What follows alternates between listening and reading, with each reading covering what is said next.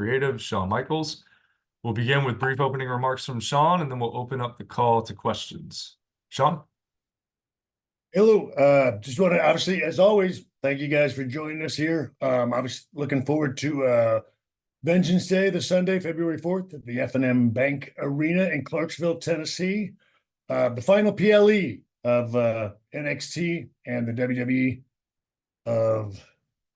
right? No, this is before, before Mania. Yeah. So anyway, just as always, just want to thank you guys for, helping us out with these. We've got what we think is a spectacular card.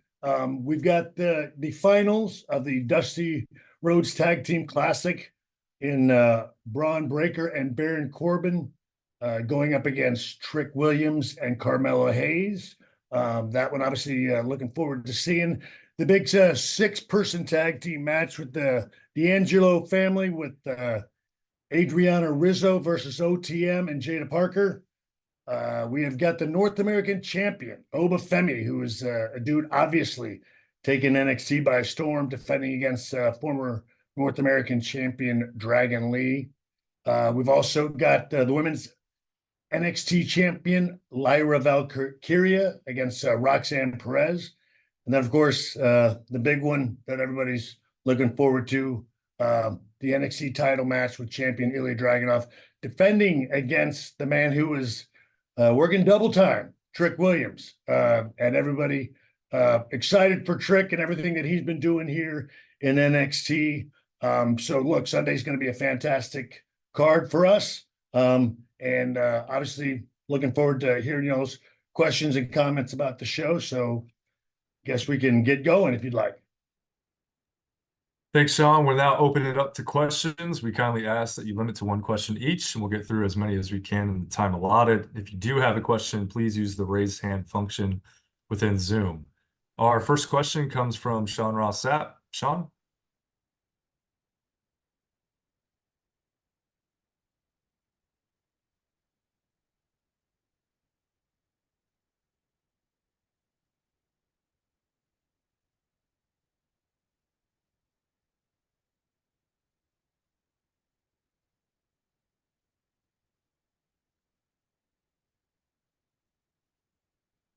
Yeah, well, look, I think you can always improve on that, but it's an incredibly sad situation. As everybody knows, I have very little, absolutely nothing to do, and gladly so, with the corporate stuff that goes on. We try to focus here in NXT on the young men and women that come through these doors. And we do. I think we foster a safe and supportive atmosphere down here. I know that they reinstalled and upgraded, I think in 2022, some of those regulations and whatnot. But look, we're always conscious of that. And one thing that I do, it's incredibly important to support the talent and give them a safe working environment. I like to think we do that, absolutely. But look, we will always continue to try to be better about that. And I'm very glad to say that I think we do a really fantastic job down here.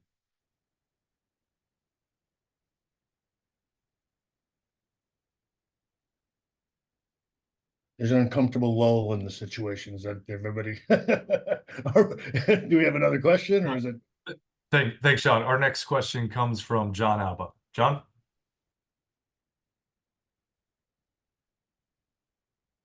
Trying. There we go. Sorry, was unable to unmute myself there. Thanks so much, as always, Shawn, for taking the time to follow up on Shawn's question there a little bit. Have you had any conversations with any of the talent or employees of NXT regarding the situation with Vince and how you guys are going to go about combating that going forward as far as promoting a positive working environment, especially as it pertains to women? Well, so look, I have not, we obviously, everyone is aware of the situation and understands it. And like I said, it's an incredibly sad situation. Look, I can sit here and go like, it sucks, but we have always, again, and I've mentioned it to you all in the past, that, we take that look, I take all of the youth that come through here incredibly serious, because this is, it's a tough line of work regardless of what's going on. Just leaving home and coming here and pursuing your dreams is a big thing that we take incredibly serious here. We understand young men and women that come through our doors, are impressionable. So we absolutely, you know, certainly encourage the openness and again, telling everybody to please, again, tell us the truth, and let us know how we can help. But that's something that, again, has been here for a long time, and we continue to do our best to improve on that, because it's one of the most important things to me, is to be able to ask those questions, you're afraid to ask. And so we certainly empower them to do that, and give them the opportunity to do that. Right now, I feel like everybody really is. I feel like everybody, and I know it, I don't know, I'm honestly not trying to spin it, coming off a Royal Rumble weekend, and even going into Vengeance Day, I think the talent in the WWE and in NXT as a whole are extremely excited about the future. And look, I know we are as well. And we're looking obviously to capitalize that at Vengeance Day, but tough situation, like I said, but I got to tell you, from a talent standpoint, and even from our standpoint, we feel like, the windows of heaven have opened up, and we're ready to go forward. Our next question comes from Stephanie Hypes. Stephanie? Hello. Thank you, Shawn, so much for doing this. Obviously, as a woman in the media, as a woman fan, we want nothing but the best for the women, obviously, in WWE. And I think you guys have done a great job of presenting them that way. Do you guys already have things in place to make sure they have a safe space to come to for you or someone in the back, if this was to come up again? We absolutely have all of those policies in place. And as I say, we upgraded them in 2022. I have no doubt. Look, and know that they're going to be looking at continuing to improve those, but we absolutely do. We have, numerous people that our medical team, has outreach to go to outside of, especially even outside of the performance center, because we do understand that I can look at a talent, and my head writer and our coaches, as they do, we can tell them to tell us the truth, or express to us what's going on. But as you know, again, they may not feel comfortable doing that. So yes, we also provide help outside of here as well, and have people that we can that we work with to again get them in a what we feel like is a complete objective environment, and not even associated with NXT or the WWE in that respect. Again, because we do, it's something, especially here. Again, we want everybody to be, again, focused on what it is they're doing, and not have any struggles going forward. So, I like to think we really do a great job down here. And I think, that's seen, on a regular basis. Our next question comes from Ella J. Ella? Hi, Shawn. How are you? I'm doing well. Obviously, with the event coming up, we saw the recent return of William Regal, which is very exciting for the NXT brand. I was wondering, though, this is the first time we've seen him on WWE programming in a long time, about 2 years, actually. So can we expect to see him more on NXT programming going forward? Well, look, I do know that, look, he came down here, recently to endorse our new GM, Ava. And look, she's already wielding pretty good power here and doing a really good job. But look, as he had mentioned to Ava, that his phone is always open. He is there for her counsel in any way he can help. So look, I as well as I do, here in NXT, when you have a staple and a foundational person like William Regal, I mean, you gotta have more than just one shot with him here and there. So look, I think everybody was extremely excited about his his brief cameo on NXT television. I have no doubt that we will have some other cameos by William Regal in the future as well. Thanks, Sean. Our next question comes from Kimmy Sokol. Kimmy? Hi, Shawn. Hello there. So Ren Sinclair recently made her NXT debut in the #1 Guitarist Battle Royal, and she also had her first singles match against Slash Legend. How would you assess her performance so far in NXT? Well, look, I would say again, Ren has done fantastic because she just kind of came through the doors and she got thrown into the deep end right away. So look, I'm very proud of her already just because she really did. It was a situation to where she had just joined us, and honestly, I have barely even gotten to know her. She's been off and running so quickly. But you know, she came in with, I think, you know, a little bit of knowledge. I don't think she was prepared for what she was getting thrown into, but I think she's done a great job of adapting, which bodes well for her going forward. And so, yes, I think she's made an impactful, you know, debut here. I think she's done really well. She's had a challenging, I don't know, situation put forth before, and she stood up to it. So yeah, no, we're very proud of her. Again, very quick progression here in NXT, and I hope she's excited about it because again, it's one of those things where we weren't expecting it, so I know she wasn't expecting it. You know, to be going this soon. So we're really proud of her, and I think she's you know, it's one of those things. That's what we do here, right? This is developmental. I mean, and this is something that you know, Ren Sinclair is sort of the epitome of that. I think she was with us for maybe 2 weeks, and boom, she was on live television, and you're going to watch her grow from this point going forward. I think it's going to be a fun ride and a fun journey, not just for her, but for the people watching as well. Our next question comes from Matthew Aguilar. Matthew?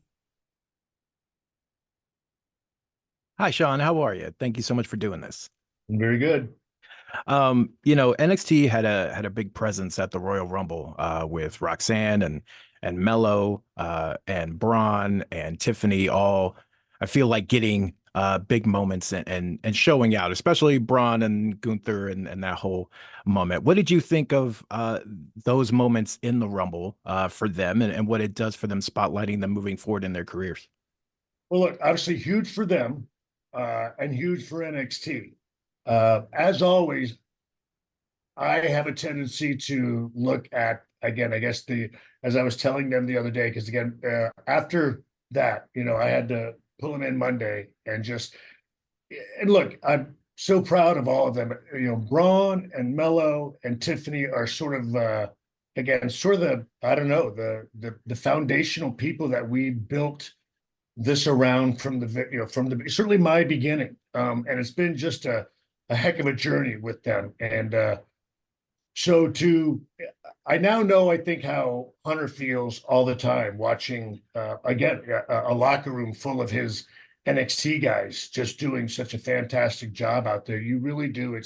You're so proud of them. And you know, to your point, I think everybody had really fantastic moments. It was fun and enjoyable for them. It was everything you wanted it to be and everything I think they hoped it would be. And that's always, you know, the best. And look, I'll never get tired of, you know, having Mello and Braun look at me from across the room and just come walking up and like, you know, kind of, you know, and hugging them after doing such a fantastic job. It's the reason, I don't know, it's the reason that I do this. When you get to watch them and the look on their face, it really is incredibly rewarding. And I know it does. It's, you know, it's sentimental and wishy-washy and lovey-dovey and all of that, and not nearly as cool, I guess, as I guess it should be. But for those of us going through it with them, it really is fantastic. And again, they've earned it. They deserve it. Tiffany was out there again, looking like she belonged, just doing a spectacular job with, again, you know, the big kahunas of the WWE women's division, and out there and hanging tough. So incredibly proud of everybody, and you know, honestly, a really big day and a big spotlight for NXT. Thank you so much. Thank you. It's an awesome background too, by the way. It's a great collection. It really is. That's fantastic. Our next question comes from Graham Romina. Graham? Hey, Shawn, thanks for taking the time. Obviously, with the show coming up on Saturday, female representation on the card, we see female representation on the show every single week with the women's division. Can you just talk a little bit about the female representation behind the scenes as well as it pertains to like creative, the female coaches and stuff like that? I know Sarah Amato was there at one point, probably still is. Just talking about that and as it kind of pertains to the events from last week, how important that is and who those people might be. Well, look, the greatest thing is, as I've mentioned before, like we don't have to try hard to give our women the spotlight and give them a lot of focus on the show because we just have so many incredible athletes coming in here and so many women that are just, I don't know, getting this down and learning this. And I guess, I'm always, because it's people ask about Sarah and the coaches, and I suppose because Sarah's just so low key, she's here all the time. The only part, and she's at rehearsals for television. The only part she doesn't do is the actual putting the headset and calling the match at 8 o'clock at night because it's time to put the baby to bed. But Sarah is still here doing her magic as she's always done because it's just, again, I will go on record as saying that I truly believe that, I don't know, the women in the WWE and, obviously, biased from my standpoint and NXT are the best in the world. And so much of that is due to Sarah Amato and the work that she does with them. And so she's just somebody, again, that's why I would say she's the best kept secret, I think, in this business, because Sarah just quietly goes about her thing and asks for no glory and continues to pay it forward. So I'll always be incredibly proud of what she does here in NXT. And obviously, yeah, I'm proud of what we do weekly representing our women. But again, that's all due to them. They earn it. And they just continue to just be amazing and get such a hold of this stuff and also get a hold of their characters. I think all these young ladies are having a great time, which I think speaks to the environment here in NXT. And again, we're obviously looking forward to continuing to highlight our ladies as we go forward, because again, until, look, as I always say, like the dudes better look out because, our ladies just keep, bringing it week after week. So, and we enjoy giving them that opportunity each and every week as we do.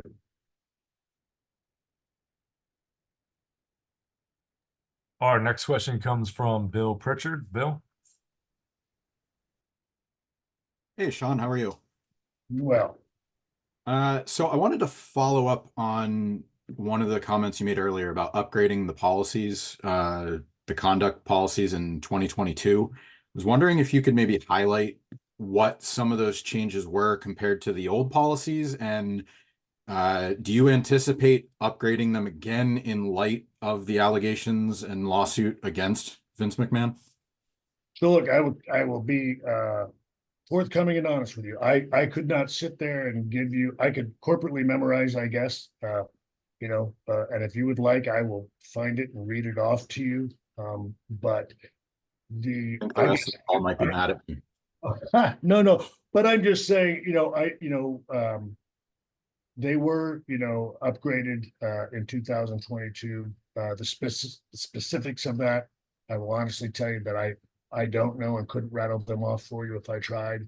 I can tell you that again, I have a daughter that comes here every week, and it's I will do anything I can to take care of the men and women that come through these doors. I want this to be an environment where they can feel comfortable and just allow them to focus on the job and the dream that they've entrusted us of trying to provide for them.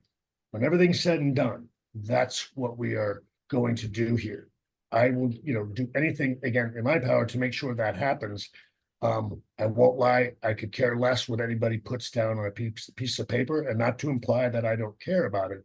It's just, I feel like if it's done genuinely and sincerely, looking out for our talent, nothing is more important than that. And as long as everybody in this building understands that, and if they don't, you know what I mean? The consequences are what they are. and they're going to be gone. But again, from my standpoint, I want all of our talent treated with respect that they deserve and that they've earned.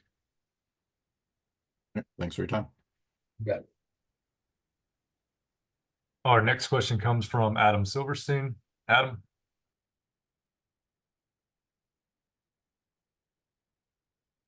Hey, Shawn, sorry about that. Little technical glitch there. Following up on that question about Braun, Mello, and Tiffany, as you mentioned, they've largely been the foundational pieces of NXT, with Roxanne Perez and Trick Williams also getting featured a lot recently and having huge roles on TV.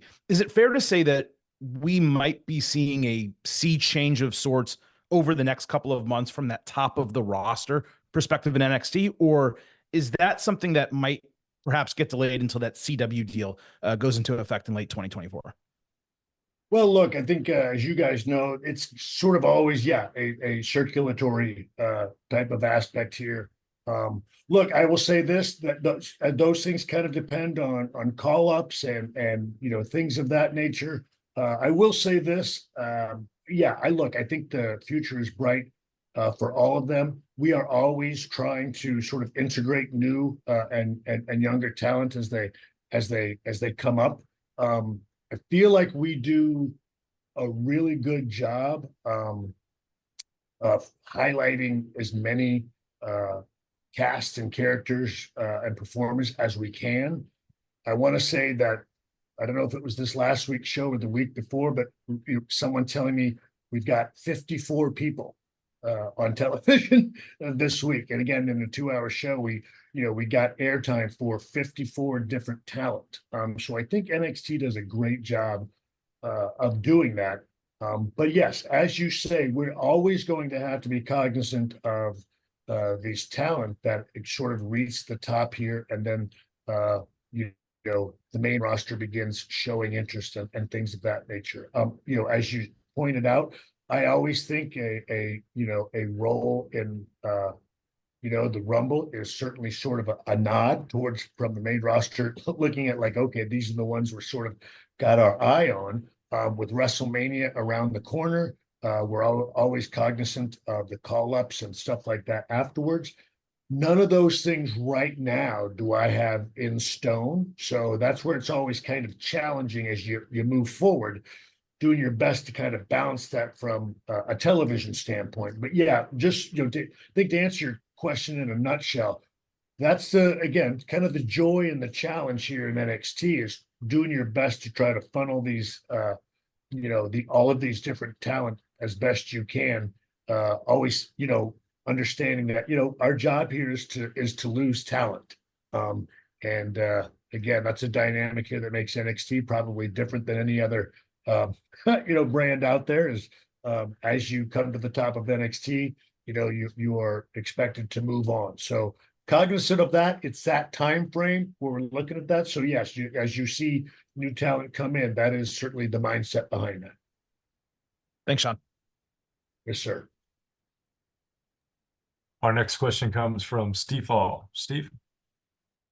You. Hey, Shawn. Thanks for taking time. Pumped for this weekend. I got my son here. All right, I got one of my kids. Does that satisfy you? It's always okay. I'm in my living room. Not a good background, but though this past weekend at Royal Rumble, Jordan Grace from TNA made an impact, pun intended, on the match. Do you think that more TNA talent could come into NXT and have possibly a Worlds Collide event?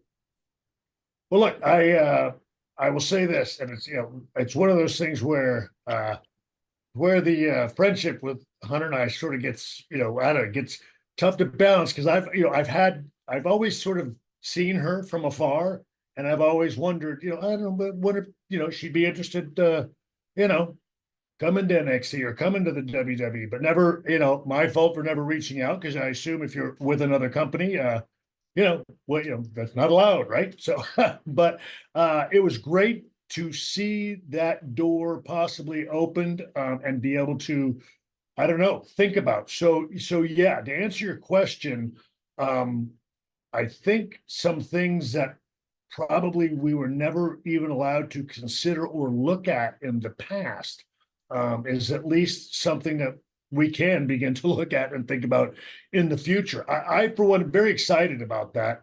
Again, but those are, once again, those are things, on a corporate level that I don't, get to say so in, but very excited about that possibility. To your point, just again, to be able to look, you're looking, there's a number of different talent out there in different places at TNA,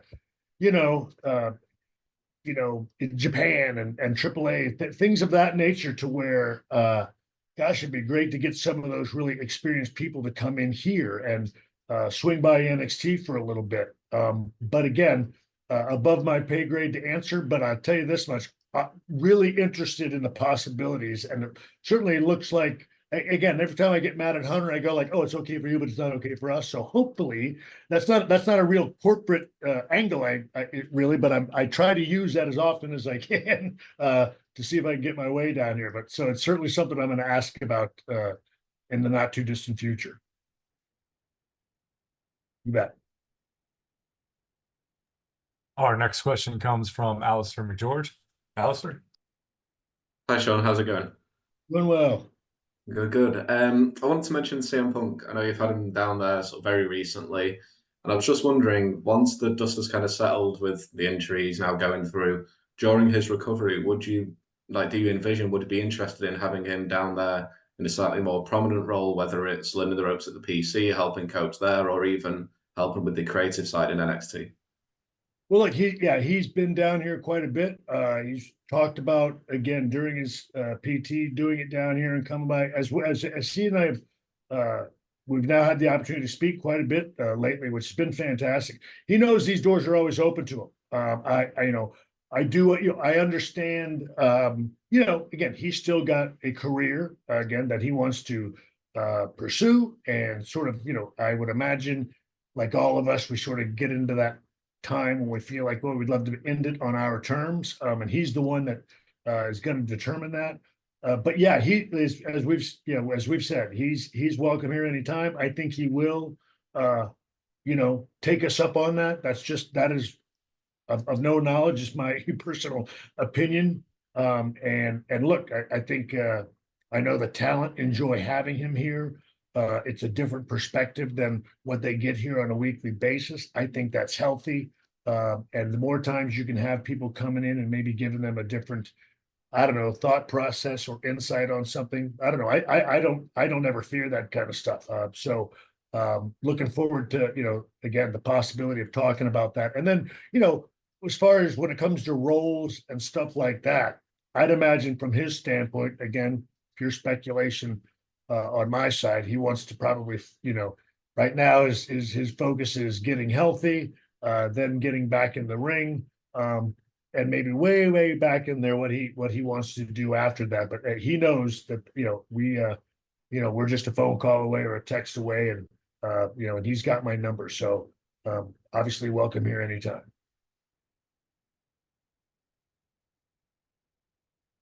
Our next question comes from Phil Strum. Phil? Thanks for doing this, Shawn. I've really enjoyed NXT over the last little bit. A very impressive group, both the talent and the staff.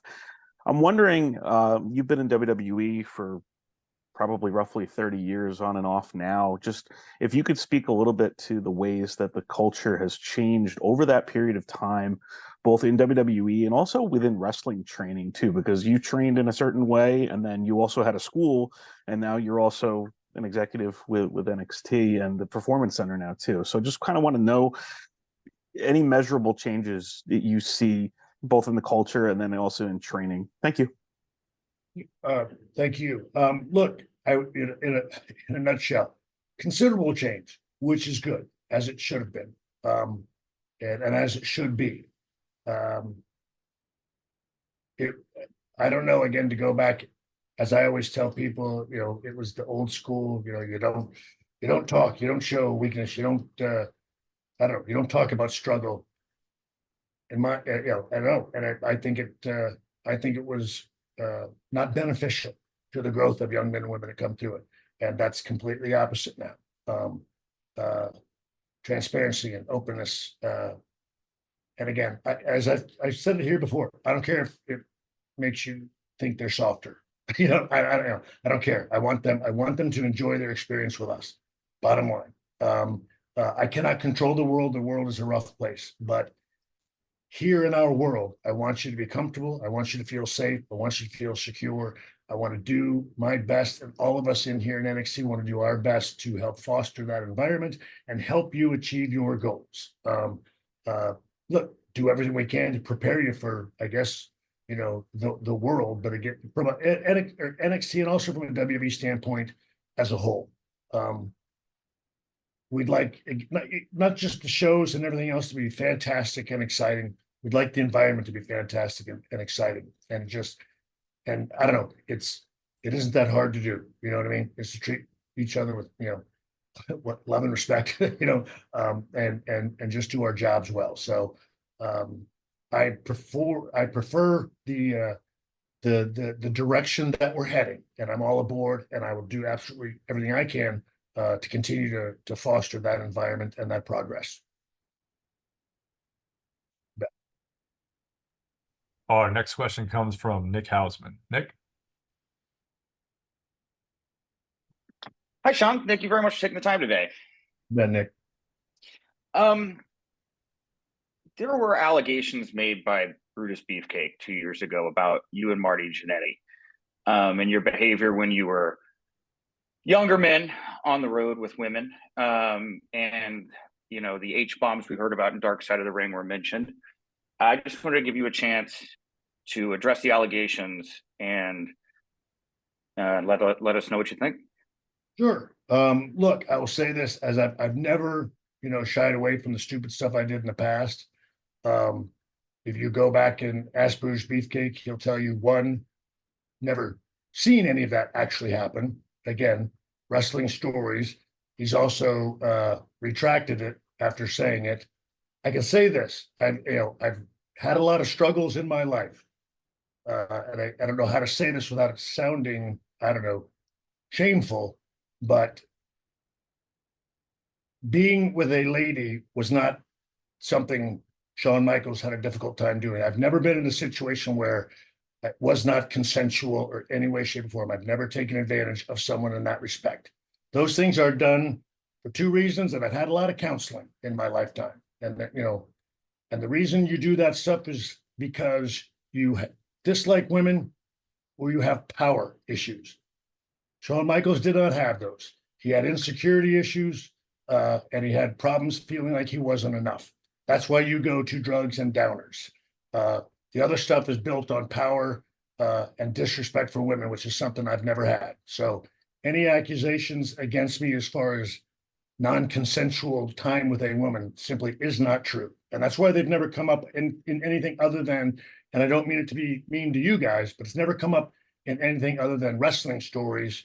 And I don't know what to say. Back in the day, it was dirt sheets. And those things start from guys spinning a lot of stories that were not true.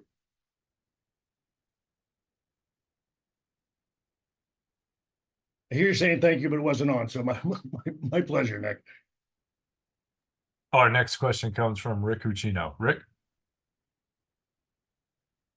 Yeah, hey Shawn, appreciate you taking the time here today. I wanted to go back to what you said about, Carmelo and Braun and Tiffany kind of being these staples of your time there. We've all seen recent reporting. We've seen what's been playing out on TV. Braun Breaker's already said, "Hey, look, my home now is the main roster."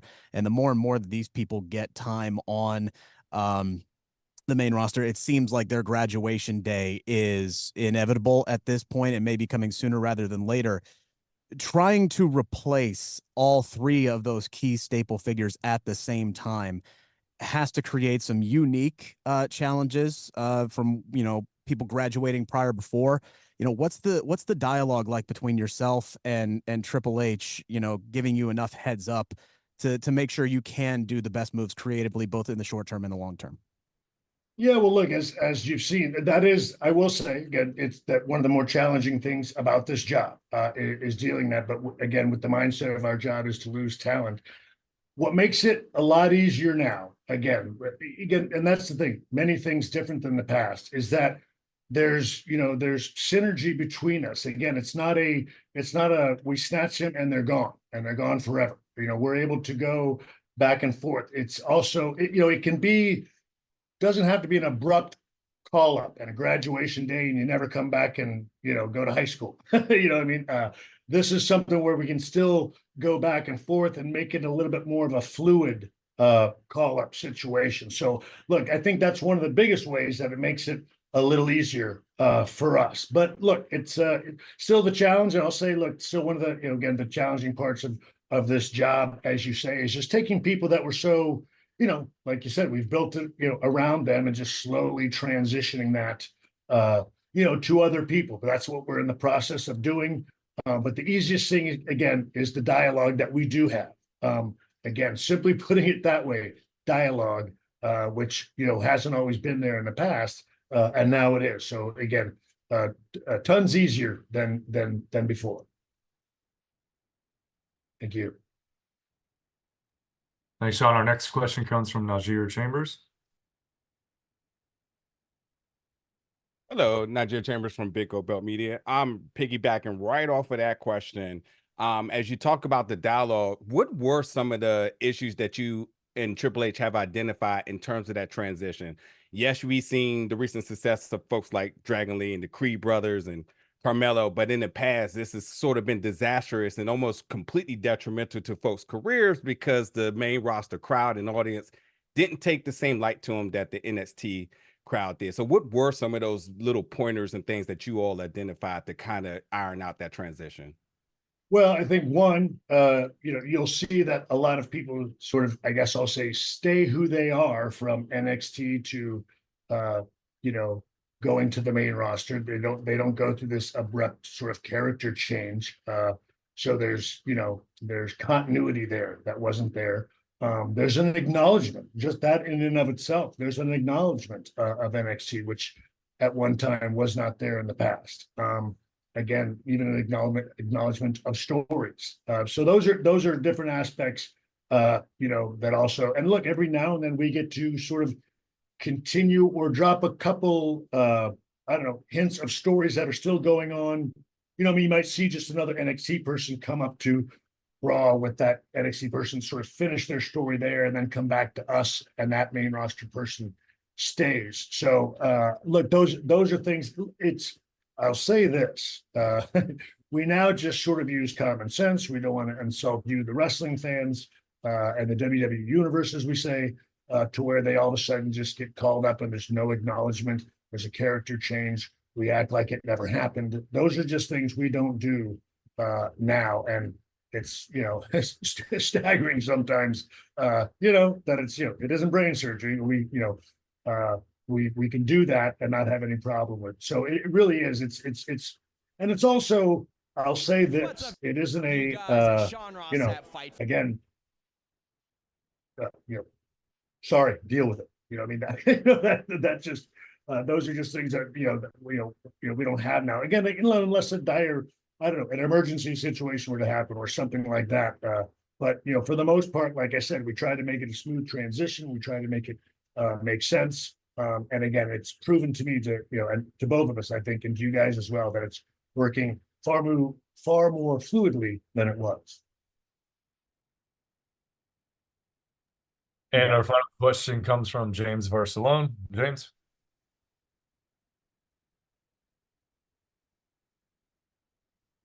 Okay, thank you.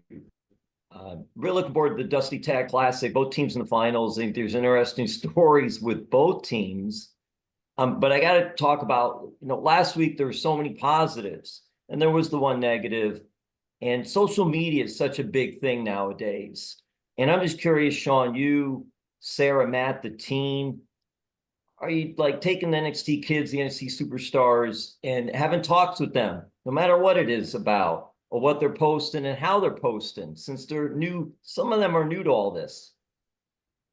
Sure. Look, I always tell talent here that I think the social media aspect of what goes on in the industry is probably one of the more challenging things for their lives and their careers at this point.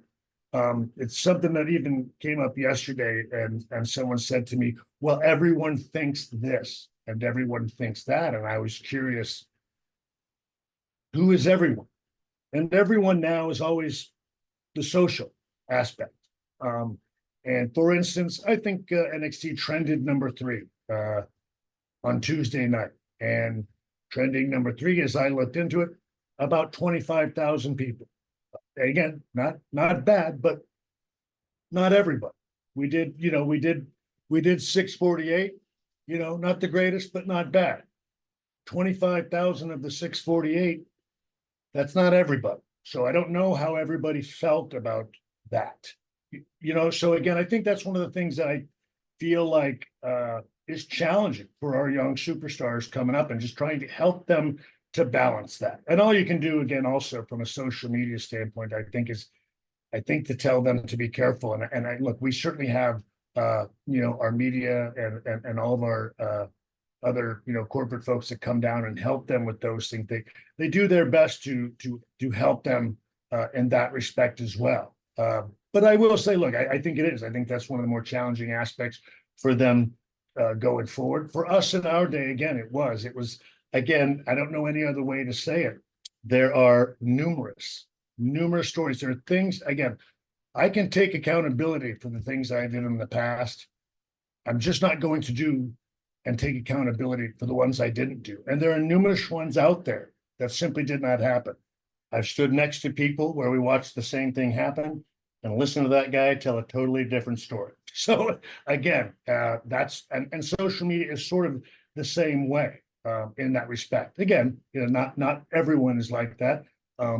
But that's in our world now, we sort of qualify that social media world as everyone. And the best thing that we can do, again, is help our superstars balance that and I don't know, and do our best, again, not to let that affect them too negatively, I guess, going forward. And that goes back to just trying to foster a positive atmosphere around here, which is what we try to do. Thank you, Jim. Thanks, Shawn, and thank you all for joining. We'll end with final comments from Shawn. Yeah, again, thank you guys. I will say this, you guys, this is I don't know, I guess for me, I won't lie, it's the toughest one I've ever done. I'll say this, I understand and appreciate y'all doing your job, and you have to do that. Well, I won't lie to you. It is, I don't know. I'm not corporately trained, guys. Never have been. So I hope I was at least clear and did as well as I could on that. I'll be honest, I won't lie to you. I want us to get back to the fun ones and enjoying this business. That's why I do it.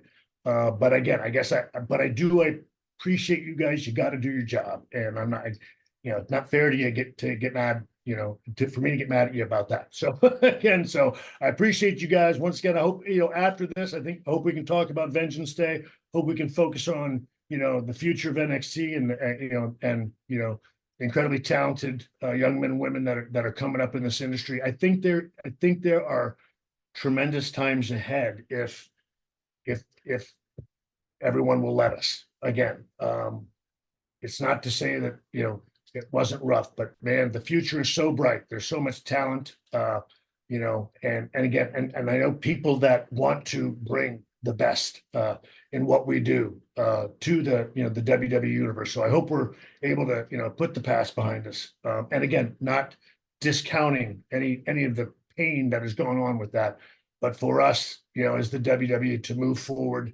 I don't know, again, in just a new era, and embrace it and make the most of it and make it be everything you all want it to be. We're here to try to do that and look forward to the challenge. So anyway, thank you guys very much. Guess I'll end with, Vengeance Day, Sunday, February 4th, streaming on Peacock. Hope everybody will tune in, and thank you guys very much. And ladies as well. Thank you.